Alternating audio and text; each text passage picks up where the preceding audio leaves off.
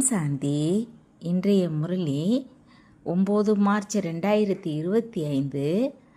Avyakt Bapdada revise 23 Madhuban. இந்த வருடத்தை விசேஷமாக ஜீவன் முக்தி வருட ரூபத்தில் கொண்டாடுங்கள். ஒற்றுமை மற்றும் ஒருமுகத்தன்மையால் தந்தையை பிரத்யட்சம் செய்யுங்கள். இன்று அன்பு கடல் நாலாபுறங்களிலும் உள்ள அன்பான குழந்தைகளை பார்த்து கொண்டு இருக்கிறார். தந்தைக்கும் குழந்தைகளிடம் உள்ளத்தின் அழியாத அன்பு இருக்கிறது. குழந்தைகளுக்கும் திலாராம் தந்தையிடம் உள்ளத்தின் அன்பு இருக்கிறது. இந்த பரமாத்மா அன்பை, உள்ளத்தின் அன்பை தந்தையும் பிராமண குழந்தைகளுமே அறிவார்கள். பரமாத்மா அன்பிற்கு பாத்திரமாக பிராமணர்கள் நீங்களே இருக்கிறீர்கள். பக்த ஆத்மாக்கள் பரமாத்மா அன்பிற்கு தாகத்தோடு இருக்கிறார்கள், அழைக்கிறார்கள். பாக்கியவான் பிராமண ஆத்மாக்கள் நீங்கள் அந்த அன்பை பெற பாத்திரமாக இருக்கிறீர்கள். குழந்தைகளுக்கு விசேஷ அன்பு கொடுக்கப்படுவது ஏன் என்பது பாப்தாதாவிற்கு தெரியும். ஏனென்றால் இந்த நேரமே அனைத்து பொக்கிஷங்களின் எஜமானர் மூலமாக அனைத்து பொக்கிஷங்களும் கிடைக்கின்றன. அந்த அழியாத பொக்கிஷங்கள் தற்போதைய இந்த ஒரு பிறவி மட்டும் இருப்பதில்லை, மாறாக அநேக பிறவிகள் வரை உங்களோடு இருக்கும். பிராமண ஆத்மாக்கள் நீங்கள் எல்லோரும் உலகத்தில் உள்ளவர்களைப் போல வெறுங்கையோடு போக மாட்டீர்கள். அனைத்து பொக்கிஷங்களும் கூடவே இருக்கும். அப்படி அழியாத பொக்கிஷங்கள் கிடைத்திருப்பதின் போதே இருக்கிறது தானே. எல்லா குழந்தைகளும் அழியாத பொக்கிஷங்களை சேமித்து இருக்கிறார்கள் தானே. சேமிப்பின் போதையும் சேமிப்பின் குஷியும் சதா இருக்கின்றன. ஒவ்வொருவரின் முகத்திலும் பொக்கிஷத்தை சேமித்திருப்பதின் ஜொலிப்பு பார்வைக்கு தெரிகிறது. என்ன பொக்கிஷங்கள் தந்தையிடமிருந்து கிடைக்கின்றன என்பது தெரியும் தானே. உங்கள் சேமிப்பு கணக்கை எப்போதாவது சோதனை செய்கிறீர்களா? தந்தையோ அனைத்து குழந்தைகளுக்கும் ஒவ்வொரு பொக்கிஷத்தையும் குறையாததாக கொடுக்கிறார். ஒருவருக்கு குறைவாகவும் ஒருவருக்கு அதிகமாகவும் கொடுப்பதில்லை. ஒவ்வொரு குழந்தையும் குறையாத அகண்ட அழியாத பொக்கிஷங்களுக்கு எஜமானர். பாலகர் ஆவது என்றால் பொக்கிஷங்களுக்கு எஜமானராவது. அதனால் பாப்தாதா எத்தனை பொக்கிஷங்களை கொடுத்திருக்கிறார் என்பதை எமர்ஜி செய்யுங்கள். எல்லாவற்றையும் விட முதலாவது பொக்கிஷம் ஞான செல்வம். எல்லோருக்கும் ஞான செல்வம் கிடைத்திருக்கிறதா, கிடைத்து விட்டதா, அல்லது கிடைக்க வேண்டுமா? நல்லது, சேமித்து இருக்கிறீர்களா, அல்லது கொஞ்சம் சேமித்து கொஞ்சம் சென்று விட்டதா? ஞான செல்வம் என்றால் அறிவாளியாகி திரிக்கால் தரிசியாகி கர்மத்தை செய்ய வேண்டும். ஞானம் நிறைந்தவராக வேண்டும். முழு ஞானத்தையும் 3 காலங்களின் ஞானத்தையும் உணர்ந்து ஞான செல்வத்தை காரியத்தில் ஈடுபடுத்த வேண்டும். இந்த ஞான பொக்கிஷத்தை நடைமுறை வாழ்வில் ஒவ்வொரு காரியத்திலும் பயன்படுத்துவதால் விதி மூலமாக வெற்றி கிடைக்கும். அதனால் பல பந்தனங்களிலிருந்து முக்தியும் ஜீவன் முக்தியும் கிடைக்கும். அதை அனுபவம் செய்கிறீர்களா? அதற்காக சத்தியுகத்தில்தான் ஜீவன் முக்தி கிடைக்கும் என்பது கிடையாது. இப்போதும் இந்த சங்கமத்தின் ஜீவனில் அநேக எல்லைக்கு உட்பட்ட பந்தனங்களில் இருந்து முக்தி கிடைக்கும். வாழ்க்கை பந்தனமற்றதாக ஆகிவிடும். எத்தனை பந்தனங்களிலிருந்து விடுபட்டு இருக்கிறீர்கள் என்பதை அறிந்திருக்கிறீர்கள் தானே. எத்தனை விதமான ஐயோ ஐயோ என்பதிலிருந்து விடுபட்டு விட்டீர்கள்.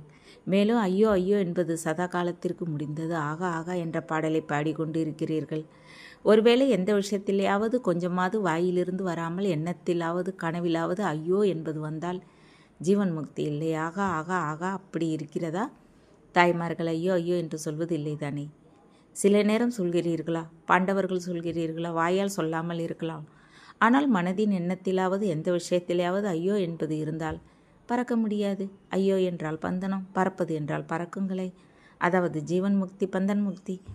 ஏனென்றால் பிராமண ஆத்மாக்கள் தாம் எதுவரை பந்தனத்திலிருந்து விடுபடவில்லையோ, ஏதாவது தங்கத்தின் வைரத்தின் ராயல் பந்தன கயிறுகள் கட்டியிருக்குமோ, அதுவரை அனைத்து ஆத்மாக்களுக்கும் முக்தியின் கதவு திறக்க முடியாது.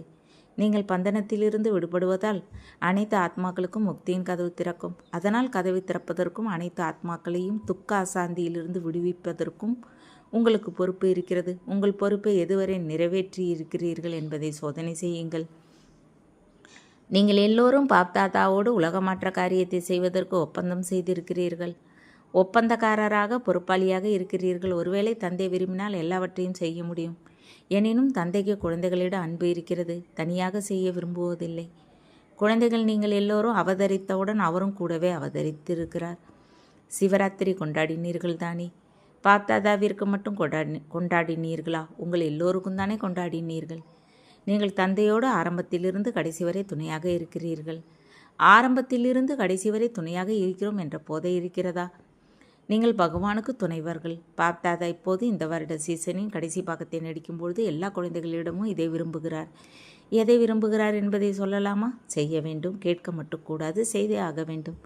டீச்சர்களே சரியா? டீச்சர்கள் கரத்தை உயர்த்துங்கள். டீச்சர்கள் விசிறிகளையும் அசைக்கிறார்கள். வெப்பமாக இருக்கிறது, நல்லது. எல்லா டீச்சர்களும் செய்து பிறரையும் செய்ய வைப்பீர்களா? செய்வீர்களா? நல்லது. காற்றும் வீசுகிறது, கையையும் அசைக்கிறீர்கள். காட்சி நன்றாக இருக்கிறது, மிகவும் நல்லது. பாப்தாதா இந்த சீசனின் முடிவு விழாவில் ஒரு புதுவித தீபாவளியை கொண்டாட விரும்புகிறார். புரிந்து கொண்டீர்களா? புதுவித தீபாவளியை கொண்டாட விரும்புகிறார். நீங்கள் எல்லோரும் தீபாவளி கொண்டாட தயாராக இருக்கிறீர்களா? யார் தயாராக இருக்கிறீர்களோ அவர்கள் கரங்களை உயர்த்துங்கள். அப்படியே கரத்தை உயர்த்த வேண்டாம். பாப்தாதாவை குஷிப்படுத்த கரங்களை உயர்த்த வேண்டாம், உளமாற உயர்த்த வேண்டும். பாப்தாதா தமது உள்ளத்தின் ஆசையை நிறைவேற்றும் தீபங்கள் எரிந்து கொண்டு இருப்பதை பார்க்க விரும்புகிறார். பாப்தாதாவின் ஆசை தீபங்களின் தீபாவளியை கொண்டாட விரும்புகிறார். என்ன தீபாவளி என்பது புரிந்ததா? தெளிவாகிவிட்டதா? பாப்தாதாவின் ஆசை தீபம் யார்? முந்தைய வருடம் ஆரம்பித்த இந்த சீசன் முடிந்தது. பாப்தாதா சொல்லியிருந்தால் நீங்கள் எல்லோரும் கூட எண்ணத்தை எழுப்பியிருந்தீர்கள். நினைவு இருக்கிறதா? ஒருவர் அந்த எண்ணத்தை என்ன வரை பூர்த்தி செய்திருக்கா, ஒருவர் எண்ணத்தை பாதி பூர்த்தி செய்திருக்கிறார். ஒருவர் யோசிக்கிறார், ஆனால் யோசனை வரையே இருக்கிறது. அந்த எண்ணம் என்ன? புதிய விஷயம் எதுவும் கிடையாது, பழைய விஷயந்தான். சுய மாற்றத்தின் மூலம் அனைத்தின் மாற்றம். உலகின் மாற்றத்தை விடுங்கள், ஆனால் பாப்தாதா சுய மாற்றத்தின் மூலம் பிராமண குடும்பத்தின் மாற்றத்தை பார்க்க விரும்புகிறார். இப்படி நடந்தால் அப்படி நடக்கும், இவர் மாறினால் நான் மாறுவேன், இவர் செய்தால் நானும் செய்வேன் போன்றவற்றை இப்போது கேட்க விரும்பவில்லை. இதில் எனக்கு சமமாக அர்ச்சுனர் ஆகுங்கள் என்று விசேஷமாக ஒவ்வொரு குழந்தைக்கும் பிரம்ம பாபா சொல்கிறார். இதில் முதலில் இவர் கிடையாது, முதலில் நான். இந்த நான் கல்யாண்காரி நான். மற்றபடி எல்லைக்கு உட்பட்ட நான் என்பது கீழே விழ வைப்பது. இதில் முதலில் செய்பவர் அர்ச்சுனர் என்ற பழமொழி இருக்கிறது. அதனால் அர்ச்சுனர் என்றால் நம்பர் 1. நம்பர் வார் இல்லை, நம்பர் 1. நீங்கள் நம்பர் 2ஆக மாற விரும்புகிறீர்களா அல்லது நம்பர் 1ஆக மாற விரும்புகிறீர்களா? சில காரியங்களில் பாப்தாதா பார்த்தார். சிரிப்பான விஷயம், குடும்பத்தின் விஷயத்தை சொல்கிறார். குடும்பம்தானே அமர்ந்து இருக்கிறது. அப்படி ஒரு காரியம் நடக்கும்பொழுது பாப்தாதாவிடம் செய்தி வருகிறது. அப்படி பல காரியங்கள் நடக்கின்றன, பல நிகழ்ச்சிகள் நடக்கின்றன. அதற்கு விசேஷ ஆத்மாக்கள் நிமித்தமாகின்றன. அப்போது பாப்தாதாவிடம் தாதிகளிடம் செய்திகள் வருகின்றன. ஏனென்றால் சாக்காரத்தில் தாதிகள் இருக்கிறார்கள். பாப்தாதாவிடம் எண்ணங்கள் வந்து சேர்கின்றன. என்ன எண்ணம் வந்து சேர்ந்தது? என்னுடைய பெயரும் இதில் இருக்க வேண்டும். நான் குறைந்தவரா என்ன? எனது பெயர் ஏன் இல்லை? அப்போது அர்ச்சுனர் என்பதில் உங்கள் பெயர் ஏன் இல்லை? இருக்க வேண்டும் தானே, அல்லது இருக்கக்கூடாதா, இருக்க வேண்டுமா என்று தந்தை கேட்கிறார். மகாரதிகள் முன்னால் அமர்ந்து இருக்கிறீர்கள், இருக்க வேண்டும் தானே, இருக்க வேண்டுமா? அப்படி பிரம்ம பாபா செய்து காட்டினார். இவர் செய்யவில்லை, அவர் செய்யவில்லை என யாரையும் பார்க்கவில்லை. முதலில் நான். இந்த நான் என்பதில் முன்னர் சொன்ன அநேக வித ராயல் ரூப நான் என்பதை எல்லாம் முடிந்து விடுகின்றன.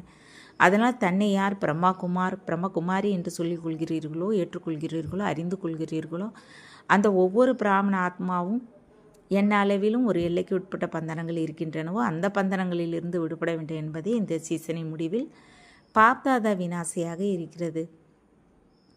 பிரம்ம பாபாவிற்கு சமமாக பந்தன் முக்தி, ஜீவன் முக்தி, பிராமண ஜீவன் முக்தி சாதாரண ஜீவன் முக்தி அல்ல, உயர்ந்த பிராமண ஜீவன் முக்தியின் வருடமாக இந்த வருடத்தை கொண்டாடுங்கள். ஒவ்வொரு ஆத்மாவும் எந்த அளவு தனது சூட்சும பந்தனங்களை அறிந்திருக்குமோ அந்த அளவு வேற யாரும் அறிய முடியாது. பாப்தாதாவிற்கு தெரியும். ஏனென்றால் அவரிடம் டிவி இருக்கிறது. மனதின் டிவி, உடலின் டிவி அல்ல, மனதின் டிவி. அதனால் இப்போது அடுத்து என்ன சீசன் நடக்குமோ, சீசன் நடக்க வேண்டுமா அல்லது விடுமுறை கொடுக்கலாமா, ஒரு வருடம் விடுமுறை கொடுக்கலாமா வேண்டாமா, ஒரு வருடமாவது விடுமுறை கொடுக்க வேண்டும் தானே, கொடுக்க வேண்டாமா? பாண்டவர்களே, ஒரு வருடம் விடுமுறை கொடுக்கலாமா? மாதத்தில் 15 நாட்கள் விடுமுறை கொடுக்கலாம் என்று தாதிஜி சொல்கிறார். நல்லது, மிகவும் நல்லது. எல்லோரும் சொல்கிறீர்கள் விடுமுறை விடக்கூடாது என்று. யார் சொல்கிறீர்களோ அவர்கள் கரங்களை உயர்த்துங்கள். விடக்கூடாதா? நல்லது. மேலே கேலரியில் இருப்பவர்கள் கரங்களை அசைக்கவில்லை. முழு சபையும் கரங்களை அசைத்தது மிகவும் நல்லது. தந்தையோ குழந்தைகளுக்கு சதா ஆஞ்சி சொல்கிறார். சரிதானே? இப்போது தந்தைக்கு குழந்தைகள் எப்போது ஆஞ்சி சொல்வீர்கள்? தந்தையை ஆஞ்சி செய்ய வைக்கிறீர்கள். அதனால் தந்தை சொல்கிறார். தந்தையும் இப்போது ஒரு கண்டிஷன் போடுகிறார். கண்டிஷனை ஏற்பீர்களா? எல்லோரும் ஆமாம் என்று சொல்லுங்கள். பக்கா. கொஞ்சம் கூட சாக்குப்போக்கு சொல்லக்கூடாது. இப்போது எல்லோருடைய முகத்தையும் டிவியில் பிடியுங்கள். அல்லது எல்லா குழந்தைகளும் ஆஞ்சி சொல்பவர்களாக இருப்பதை பார்த்து தந்தைக்கு மகிழ்ச்சி ஏற்படுகிறது. இந்த காரணம் இதனால் இந்த பந்தனம் என எந்த காரணத்தையும் சொல்லக்கூடாது என்பதை பாப்தாதா விரும்புகிறார். பிரச்சனை இல்லாத சமாதான சுரூபமாக மாற வேண்டும். கூடவே துணைவர்களையும் அப்படி மாற்ற வேண்டும். ஏனென்றால் நேரத்தின் சூழ்நிலையை பார்த்து கொண்டு இருக்கிறீர்கள். ஊழல் எவ்வளவு அதிகரித்து வருகிறது. ஊழல், வன்முறை போன்றவை உச்சத்தை நோக்கி சென்று கொண்டிருக்கின்றன. அதனால் உயர்ந்த நிலையின் கொடி முதலில் ஒவ்வொரு பிராமண ஆத்மாவின் மனதிலும் பறக்க வேண்டும். அப்போது உலகிலும் பறக்கும். எத்தனை சிவராத்திரி கொண்டாடியாயிற்று. உலகில் தந்தையின் கொடியை பறக்க விட வேண்டும் என்று ஒவ்வொரு சிவராத்திரியின் போதும் எண்ணம் கொள்கிறீர்கள். உலகில் இந்த பிரத்யட்ச கொடியை பறக்க விடுவதற்கு முன்னதாக ஒவ்வொரு பிராமணரும் தன் மனதில் இந்த சிம்மாசனத்தில் சதா தந்தையின் கொடியை பறக்க விட வேண்டும். இந்த கொடியை பறக்க விடுவதற்கு 2 வார்த்தைகளை மட்டும் ஒவ்வொரு செயலிலும் கொண்டு வர வேண்டும். செயலில் கொண்டு வர வேண்டும். எண்ணத்தில் அல்ல, மூளையில் அல்ல, உள்ளத்தில், செயலில், சம்பந்தத்தில், தொடர்பில் கொண்டு வர வேண்டும். கடின வார்த்தைகளே இல்லை, பொதுவான வார்த்தைகள் தான். 1, அனைவரின் சம்பந்தம் தொடர்பில் வரும்பொழுது உங்களுக்குள் ஒற்றுமை. அநேக சமஸ்காரங்கள் இருந்தபோதும் வெற்றுமையில் ஒற்றுமை. 2வது, நீங்கள் எந்த உயர்ந்த எண்ணங்களை எழுப்பினாலும் அது பாப்தாதாவிற்கு மிகவும் பிடித்திருக்கிறது. எப்போது நீங்கள் எண்ணங்களை எழுப்புகிறீர்களோ அப்போது அந்த எண்ணங்களை பார்த்து கேட்டு பாப்தாதா அதிக மகிழ்ச்சி அடைகிறார். ஆகா ஆகா குழந்தைகளே, ஆகா ஆகா உயர்ந்த எண்ணங்கள், ஆகா என்று சொல்கிறார். எனினும் ஆனால் என்பது வருகிறது, வரக்கூடாது. ஆனால் வருகிறது. பெரும்பாலான எண்ணங்கள், பெரும்பாலான என்றால் 90% எண்ணங்கள் சில குழந்தைகளிடம் மிக மிக நன்றாக இருக்கின்றன. இன்று இந்த குழந்தையின் எண்ணம் மிக நன்றாக இருக்கிறது, முன்னேற்றம் ஏற்பட்டுவிடும் என்று பாப்தாதா உணர்கிறார். ஆனால் பேச்சில் பாதி குறைந்து விடுகிறது, செயலில் 3/4 குறைந்து விடுகிறது, மிக்ஸ் ஆகிறது. அதற்கு காரணம் என்ன? எண்ணத்தில் ஒரு முகமும் உறுதியும் இல்லை. ஒருவேளை எண்ணத்தில் ஒரு முகத்தன்மை இருந்தால் அந்த ஒரு முகம் வெற்றிக்கு சாதாரணமாக இருக்கும். உறுதி வெற்றிக்கு சாதனம், அதில் வித்தியாசம் இருக்கிறது. காரணம் என்ன? ரிசல்ட்டில் ஒரே ஒரு விஷயத்தை பாப்தாதா பார்த்தார். பிறரை அதிகமாக பார்க்கிறீர்கள். நீங்கள் சொல்கிறீர்கள் தானே. பாப்தாதா ஒரு விரலை முன்னால் நீட்டி காட்டுகிறார். இப்படி செய்கிறார்களா? அப்போது ஒரு விரல் பிறர் பக்கமும் 4 விரல்கள் தன் பக்கமும் இருக்கின்றன. 4ஐ பார்ப்பதில்லை, 1ஐ அதிகமாக பார்க்கிறீர்கள். அதனால் உறுதியும் ஒரு முகத்தன்மையும் அசைகிறது. இவர் செய்தால் நான் செய்வேன் என இதில் முதலில் செய்யும் அர்ச்சுனர் ஆகிறீர்கள். அதில் 2ஆம் நம்பர் ஆகிறீர்கள். இல்லை என்றால் உங்கள் ஸ்லோகனை மாற்றிவிடுங்கள். சுய மாற்றத்தின் மூலம் உலக மாற்றம் என்பதற்கு பதிலாக உலக மாற்றத்தின் மூலம் சுய மாற்றம், பிறர் மாற்றத்தின் மூலம் சுயமாற்றம் என்று மாற்றம் செய்யலாமா? செய்ய வேண்டாமா? பாப்தாதா ஒரு கண்டிஷன் போடுகிறார். ஏற்றுக்கொள்வீர்களா? சொல்லலாமா? பாப்தாதா 6 மாதம் ரிசல்ட்டை பார்த்தார், பிறகு வருவார். இல்லை என்றால் வரமாட்டார். எப்போது தந்தை ஆஞ்சி சொன்னாரோ அப்போது குழந்தைகளை ஆஞ்சி சொல்ல வேண்டும் தானே. என்ன நடந்தாலும் சரி, சுயமாற்றத்திற்காக இந்த எல்லைக்கு உட்பட்ட நான் என்பதிலிருந்து சாக வேண்டும். நான் என்பதில் சாக வேண்டும், சரீரத்தில் இருந்து சாக வேண்டாம். சரீரத்தில் சாக வேண்டாம், நான் என்பதில் சாக வேண்டும். நான் சரியாக இருக்கிறேன், நான் இப்படி இருக்கிறேன், எனக்கு என்ன குறை இருக்கிறது, நானே எல்லாமுமாக இருக்கிறேன். இந்த நான் என்பதிலிருந்து சாக வேண்டும். அப்படி சாக வேண்டியிருந்தாலும் இந்த சாவு மிக இனிய சாவாக இருக்கும். இதில் சாவதில்லை. 21 பிறவிகள் ராஜ்யபாக்கியத்தில் வாழ்வது. அதனால் இதை ஏற்றுக்கொள்கிறீர்களா? டீச்சர்கள் ஏற்றுக்கொள்கிறீர்களா? டபுள் விதேசிகளை ஏற்றுக்கொள்கிறீர்களா? டபுள் விதேசிகள் என்ன எண்ணத்தை எழுப்புகிறார்களோ அதை செய்வதற்கு தைரியம் வைக்கிறார்கள். அவர்களிடம் இந்த விசேஷம் இருக்கிறது. பாரதவாசிகள் 3 மடங்கு தைரியசாலிகள். அவர்கள் 2 மடங்காக இருந்தால் இவர்கள் 3 மடங்காக இருக்கிறார்கள். அதனால் பாப்தாதா இதையே பார்க்க விரும்புகிறார். புரிந்ததா? ஒவ்வொரு குழந்தைக்குள்ளும் இந்த உயர்ந்த ஆசை தீபம் ஏற்றப்பட்டு இருப்பதை பாப்தாதா பார்க்க விரும்புகிறார். இப்போது இந்த முறை இந்த தீபாவளி கொண்டாடுங்கள். 6 மாதங்களுக்கு பிறகு வேண்டுமானாலும் கொண்டாடுங்கள். பிறகு எப்போதும் தீபாவளி விழாவை பாப்தாதா பார்ப்பாரோ அப்போது தனது புரோகிராமை கொடுப்பார். செய்துதான் ஆக வேண்டும். நீங்கள் செய்யவில்லை என்றால் பின்னால் வருபவர்கள் செய்வார்களா என்ன? மாலை உங்களுடையது தானே. 16,108 பழையவர்கள் நீங்களே வர வேண்டும். புதியவர்கள் பின்னால் வருவார்கள். ஆமாம், ஒரு சிலர் லாஸ்ட்டு ஸோ பாஸ்ட் வருவார்கள். ஒரு சில உதாரணங்கள் இருக்கும். அவர்கள் லாஸ்ட்டு ஸோ பாஸ்ட்டு போவார்கள். முதலில் வருவார்கள். ஆனால் அப்படி சிலரே இருப்பார்கள். மற்றபடி நீங்களே இருப்பீர்கள். நீங்களே ஒவ்வொரு கல்பமும் ஆகி இருக்கிறீர்கள். நீங்களே ஆக வேண்டும். நீங்களே எங்கே வேண்டுமானாலும் அமர்ந்திருக்கலாம். வெளிநாட்டில் அமர்ந்திருக்கலாம், உள்நாட்டில் அமர்ந்திருக்கலாம். ஆனால் உங்களில் யார் உறுதியான நிச்சய புத்தியோடு நீண்ட காலம் இருப்பாரோ அவர் அதிகாரியாகவே இருப்பார். பாப்தாதாவிற்கு அன்பு இருக்கிறது. யார் நீண்ட கால நல்ல முயற்சி செய்பவரோ சம்பூர்ண முயற்சியாளர் இல்லை. ஆனால் நல்ல முயற்சி செய்பவரோ அவர்களை பாப்தாதா விட்டு போக மாட்டார். கூடவே அழைத்து செல்வார். அதனால் நாமே இருந்தோம், நாமே இருக்கிறோம், நாமே கூடவே இருப்போம் என்பதை நன்றாக உறுதி செய்யுங்கள். சரிதானே? உறுதிதானே? சுப சிந்தனை, சுப சிந்திக். பிறர் நலம் விரும்பி சுப பாவனை மாற வேண்டும் என்ற பாவனை, ஒத்துழைப்பின் பாவனை, கருணையின் பாவனை ஆகியவற்றை மட்டும் எமர்ஜி செய்யுங்கள். இப்போது முயற்சி செய்து வந்திருக்கிறீர்கள். எமர்ஜி செய்யுங்கள். அதிக அறிவுரை கொடுக்காதீர்கள். மன்னிப்பு கொடுங்கள். ஒருவர் பிறருக்கு அறிவுரை கொடுப்பதில் எல்லோரும் திறமைசாலியாக இருக்கிறீர்கள். ஆனால் மன்னிப்போடு அறிவுரை கொடுங்கள். முரளி சொல்வது, கோர்ஸ் கொடுப்பது அல்லது நீங்கள் என்ன நிகழ்ச்சி நடத்தினாலும் அவற்றில் நன்றாக அறிவுரை கொடுங்கள். ஆனால் உங்களுக்குள் எப்போது காரிய விவகாரங்களில் வருவீர்களோ அப்போது மன்னிப்போடு அறிவுரை கொடுங்கள். வெறும் அறிவுரை மட்டும் கொடுக்காதீர்கள், கருணை உடையவராகி அறிவுரை கொடுங்கள். உங்கள் கருணை அப்படி வேலை செய்யும். அது பிறரின் பலவீனத்தை மன்னித்துவிடும். புரிந்ததா? நல்லது. இப்போது நொடியில் மனதின் எஜமானராகி மனதை எவ்வளோ நேரம் வேண்டுமோ அவ்வளோ நேரம் ஒருமுகப்படுத்த முடியுமா, செய்ய முடியுமா? இப்போது ஆன்மீக எக்ஸசைஸ் செய்யுங்கள். மனம் முற்றிலும் ஒருமுகப்பட வேண்டும். எண்ணத்திலும் தடமாற்றம் இருக்கக்கூடாது, ஆடாமல் இருக்க வேண்டும். நல்லது. நாலாபுறங்களில் உள்ள அனைத்தும் அழியாத அகண்ட பொக்கிஷங்களின் எஜமானர்களுக்கு, சதா சங்கம யோகத்தின் உயர்ந்த பந்தன் முக்தி ஜீவன் முக்தி ஸ்திதியில் உறுதியாக இருப்பவர்களுக்கு, சதா பாப்தாதாவின் ஆசைகளை நிறைவேற்றுப்பவர்களுக்கு, சதா ஒற்றுமை மற்றும் ஒருமுகத்தன்மையின் சக்தியில் நிறைந்திருக்கும் மாஸ்டர் சர்வசக்திவான ஆத்மாக்களுக்கு பாப்தாதாவின் அன்பு நினைவுகள் மற்றும் நமஸ்தே. நாலாபுறங்களிலும் தொலைவில் அமர்ந்திருக்கும் குழந்தைகளுக்கு, அன்பு நினைவுகளை அனுப்பியவர்களுக்கு, கடிதங்களை அனுப்பியவர்களுக்கு பாப்தாதா உளமாற அன்பு நிறைந்த அன்பு நினைவுகளை கொடுக்கிறார். கூடவே அதிகமான குழந்தைகள் மதுவனத்தில் புத்துணர்வு பெற்றதை பற்றி மிக நன்றாக கடிதம் எழுதியிருக்கிறார்கள். அந்த குழந்தைகளுக்கும் விசேஷ அன்பு நினைவுகள் மற்றும் நமஸ்தே. வரதானம்: முடிந்ததை சிந்தனைக்கு கொண்டு வராமல் முற்றுப்புள்ளி வைக்கும் தீவிர முயற்சியாளராகுக. இதுவரை என்ன நடந்தாலும் அதற்கு முற்றுப்புள்ளி வையுங்கள். முடிந்ததை சிந்தனை செய்யாதீர்கள். இதுதான் தீவிர முயற்சி. ஒருவேளை யாராவது முடிந்ததை சிந்தனை செய்தால் நேரம், சக்தி, எண்ணம் எல்லாம் வீணாகும். இப்போது வீணாக்க நேரமில்லை. ஏனென்றால் சங்கம யுகத்தின் 2 கணத்தை, அதாவது 2 நொடியை வீணாக்கினால் அநேக வருடங்களை வீணாக்குகிறீர்கள். அதனால் நேரத்தின் மகத்துவத்தை அறிந்து இப்போது முடிந்தவற்றிற்கு முற்றுப்புள்ளி வையுங்கள். முற்றுப்புள்ளி வைப்பது என்றால் அனைத்து பொக்கிஷங்களையும் நிறைந்தவராவது. ஸ்லோகன்: எப்போது ஒவ்வொரு எண்ணமும் உயர்வாக இருக்குமோ அப்போது தனக்கும் உலகிற்கும் நன்மை நடக்கும்.